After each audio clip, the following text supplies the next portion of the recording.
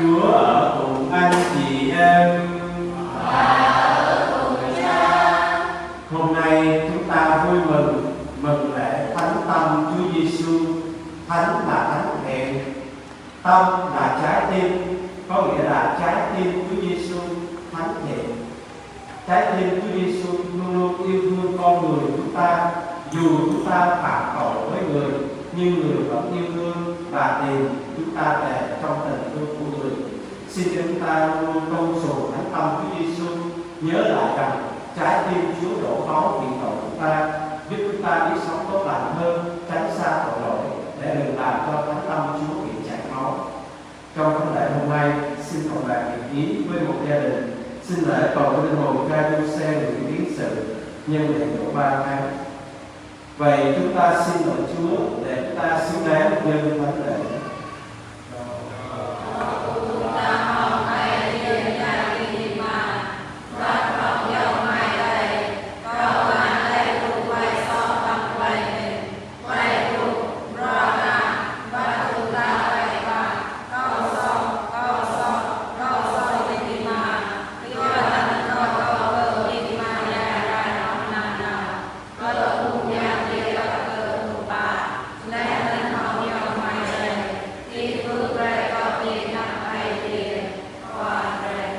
Xin Thiên Chúa toàn năng thương xót tha tội và dẫn đưa chúng ta đến sự sống muôn đời.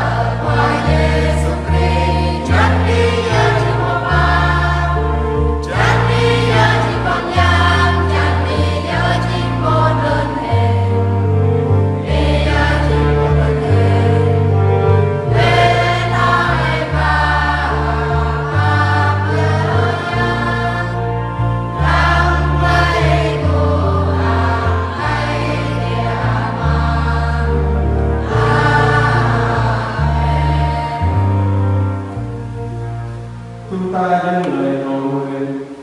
Lạy Chúa, vì tội lỗi chúng con, Chúa đã muốn cho thánh tâm con một Chúa bị đâm thâu, khiến con tài tình yêu vô biên được mở ra, để chúng con được tưởng nhờ. xin cho chúng con hằng sốt sắng tôn sùng thánh tâm người và biết đền tội chúng con cho tân xứng. Người là Thiên Chúa hằng sống và hiện trị cùng Chúa, hiệp nhất với Chúa Thánh Thần đến muôn đời.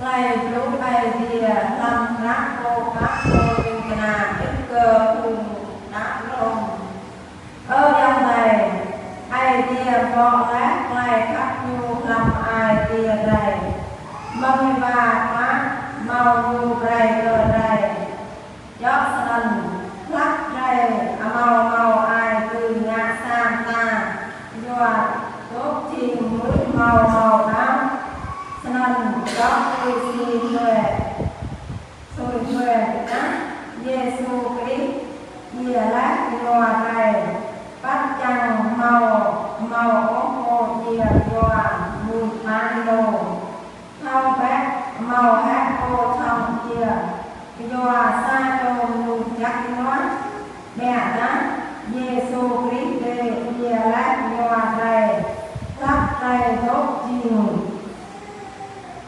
mẹ đó chiều cùng núi sọt nhá sân nhớ chiều quay tìm lá này dìa khắp cơ này hình dài là này đầy tùy chiều lát phát nô dòa đá Giê-xu Christ tôm lát xếp nít đầy sang màu nùm phát đầy mong lai ngành ai tìa dọ xếp lắc đầy tốt vì đồng hồng mong ai tìa nam ai tìa đôi lát nát nụ tìa chẳng đầy cờ đầy từ vị càng hồng nụ hình dài dạng này hình đầy màu lát đầy vị càng xếp nít đầy sang màu mát mong lai lọ đồng đếp mát nhu lần mẹ đá màu gió nò sần ốm đầy nục màu ai kia chiều lai ai nhòa đá Giê-xu Christ nhòa đầy mô đạm này vì càng lát đầy hồng ai kia năn nhiên lai đâu ai kia đi ra cơ ai kia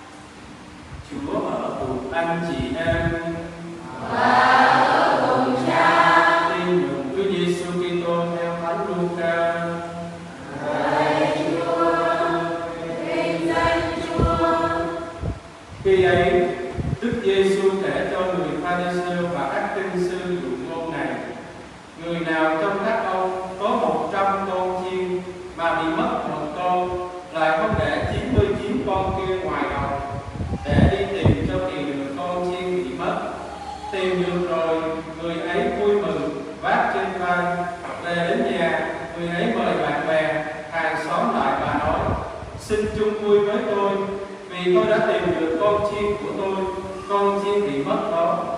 Vậy tôi nói cho các ông hay, trên trời cũng thế, ai đấy sẽ vui mừng vì một người tội lỗi ăn năn sám hối, hơn là vì 99 người công chính không cần phải sám hối ăn năn. Đó là lời Chúa.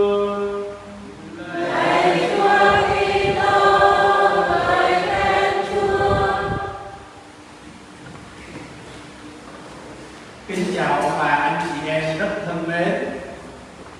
Chỗ nhà cha có một cái cha kia già lắm, và cha ấy rất là vui mừng khi gặp người khác. Chẳng hạn như cha về gặp cha ấy sẽ nói: ô, em mới về hả? Em có khỏe không? Ồ, em đang ở đâu vậy? Mà cuối cùng em tên gì vậy? Chừng thở luôn, tưởng rằng là thân thiết lắm. Cuối cùng ra: ủa, em tên gì vậy? Giả sử như Ma Hiếu về đây, nhìn lại: ủa, cái ông này tên gì vậy?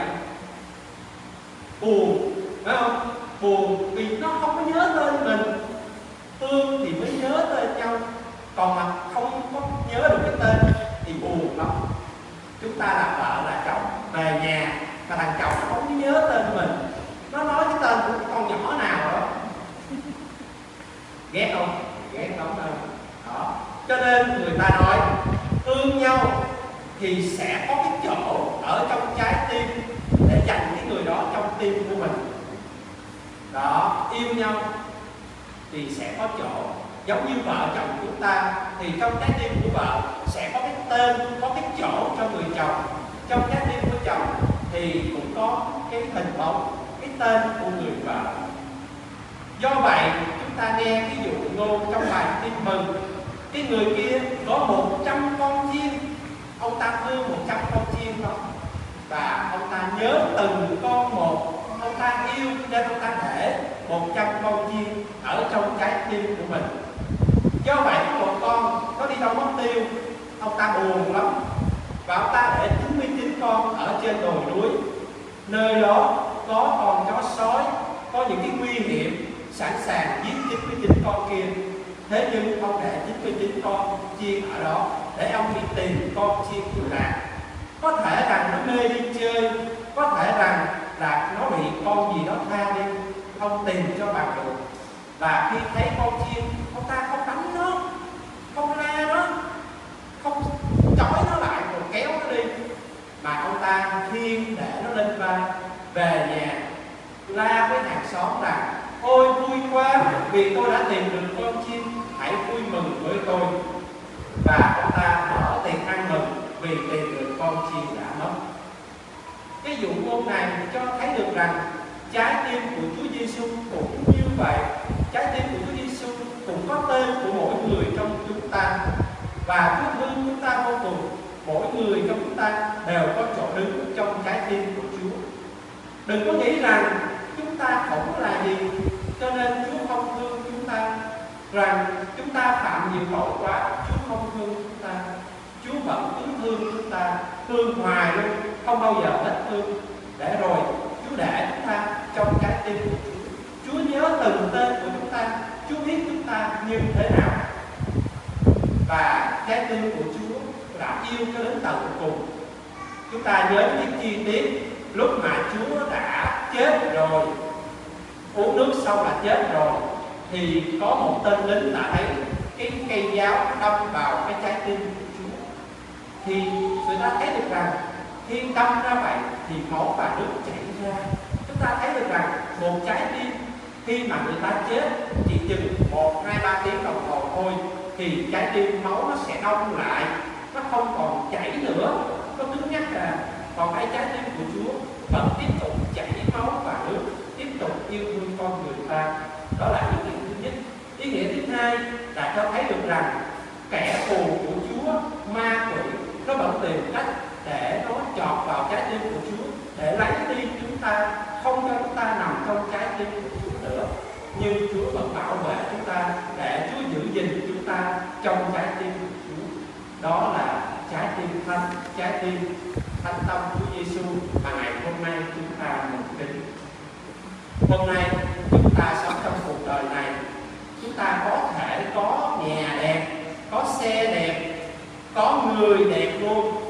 Thế nhưng người ta vẫn thấy đau trong trái tim, vì cảm thấy được rằng có thể cái người bạn mình chưa thương mình bằng mình thương người ta.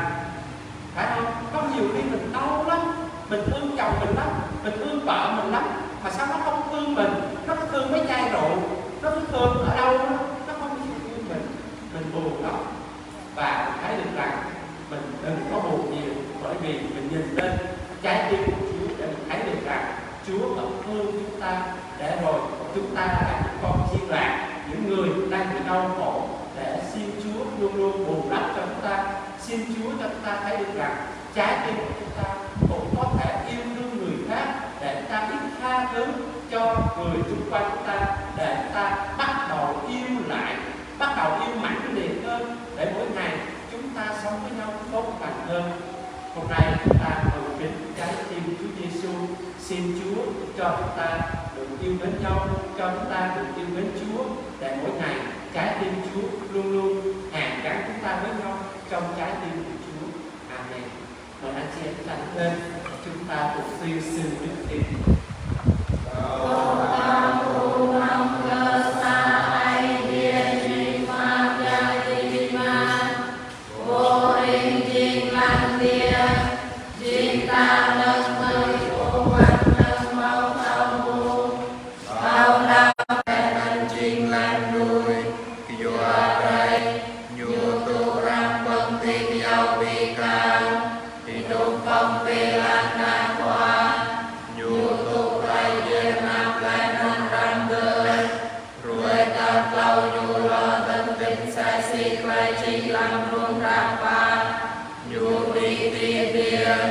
đồ tình nó ai bia mà lại gần như sang lo ria lăng quay bụng an chắc phải đi cơ cùng địch vật cùng kia thì nung ta nhu mô tôn tui ô cao đăng cùng đời và phạm nhàn chính ai kia văn chính cô break lấy tình nhu bia ria mừng ma mặt na nhu mau cùng an văn cụ hình vệnh học ma vật na nhu do lại cùng cô ni lao chân tô lai cao đa cười cụt ba sa yang yuan kapa cha biểu cơ chi chan rui văn ru mừng cùng vinh na cao hưng đăng mò sa quay rau ba trăm ba rây quay so cao trăm quân cùng chia lo đơn tịch vật quay đi bên đây.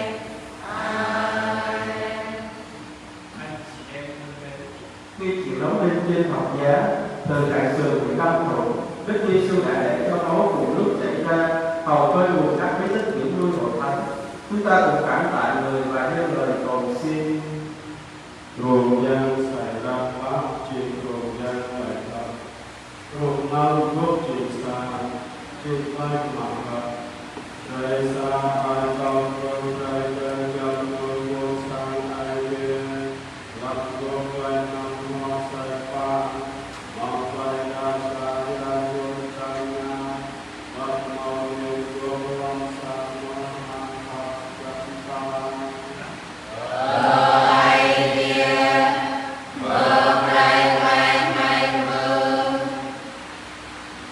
Thôi để sổ đất chuồng tốt luồng đạo đức lắp cụ đất chuồng tốt luồng long tại đề rời xa ai vượt câu còn về xuống lô mong ngôi đau ông ai vô luôn lại không đâu toàn luôn.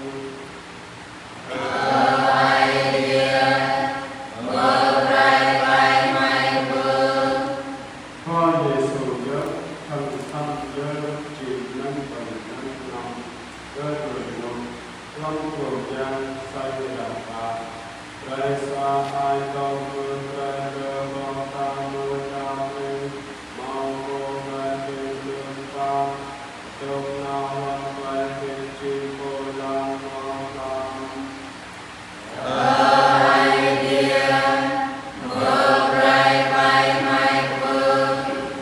Lai cầu úc sạch bác dành chân rằng cô đầy thì vui mong phải sợ rơi xa ai đau cơ cơ cô dung cây cao cây đi sanh quay này vật gặp nguyện thì giấc ai nhắc chẳng gặp nơi vô không quay nhắc chân pha với đôi cô ai qua Giêsu mong quay năng và tổ tương.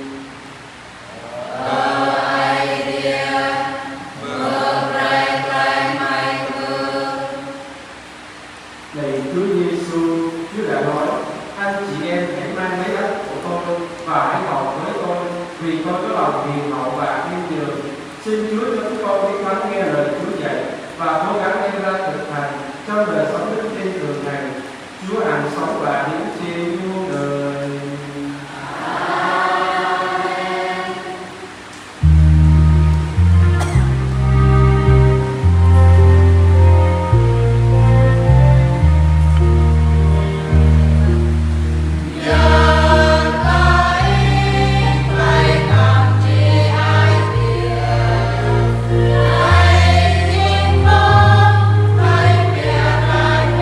Hãy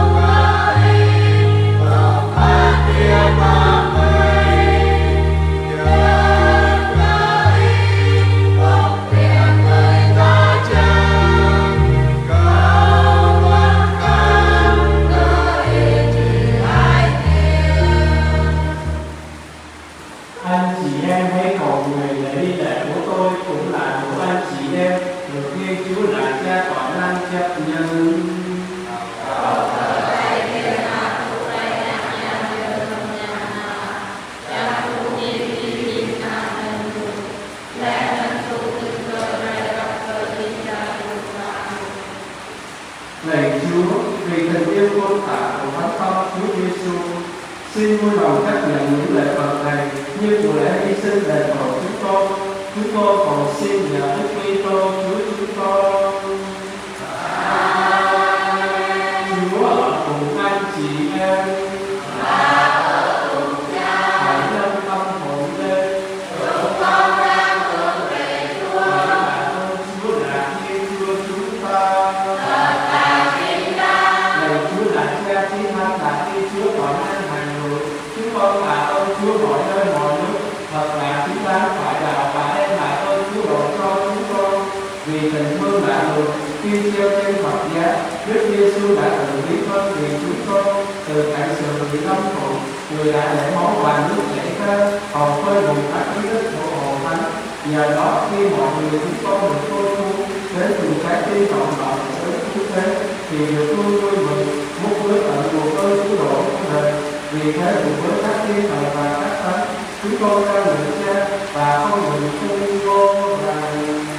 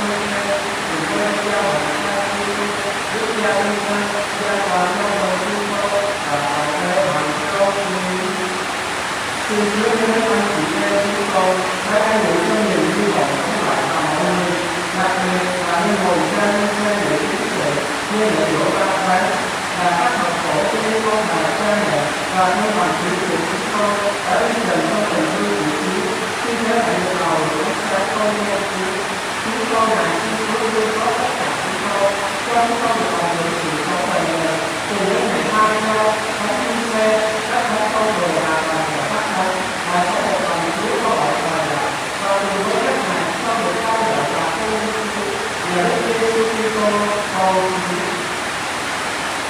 Ghiền Mì Gõ để không bỏ lỡ những video hấp dẫn.